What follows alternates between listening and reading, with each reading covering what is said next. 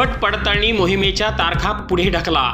अहिल्यानगर शिक्षक भारतीची शिक्षणाधिकाऱ्यांकडे मागणी.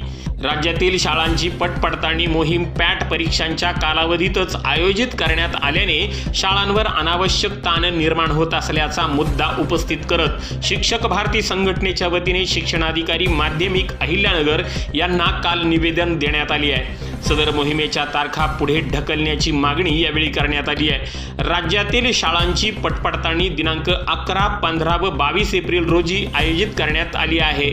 याच कालावधीत पॅट परीक्षा सुरू असून इयत्ता 9वी व 11वीच्या विशिष्ट विषयांच्या परीक्षांचे आयोजन देखील करण्यात आले आहे. या सर्व परीक्षा आणि प्रशासकीय कामांचा ताण एकाच वेळी येत असल्यामुळे शिक्षक व शाळा प्रशासन अडचणीत येत असल्याने निवेदनात नमूद करण्यात आले आहे. शिक्षक भारतीचे राज्य सचिव तथा शिक्षक नेते सुनील गाडगे यांच्या नेतृत्वाखाली शिष्टमंडळाने हे निवेदन सादर केले आहे.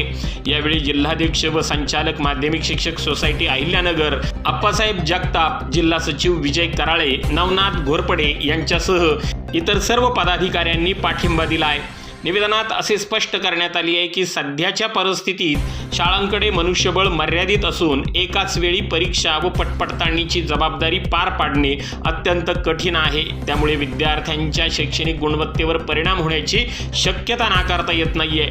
पॅट परीक्षा, इयत्ता 9वी व 11वीच्या परीक्षा आणि त्याचबरोबर पटपडताळणी ही कामे एकाच वेळी देणे म्हणजे शिक्षकांवर दुहेरी ताण टाकण्यासारखे आहे. शिक्षक हे शैक्षणिक गुणवत्ता टिकवण्यासाठी झटत असताना मात्र अशा नियोजनामुळे त्यांच्या कामात अडथळे निर्माण होत आहेत.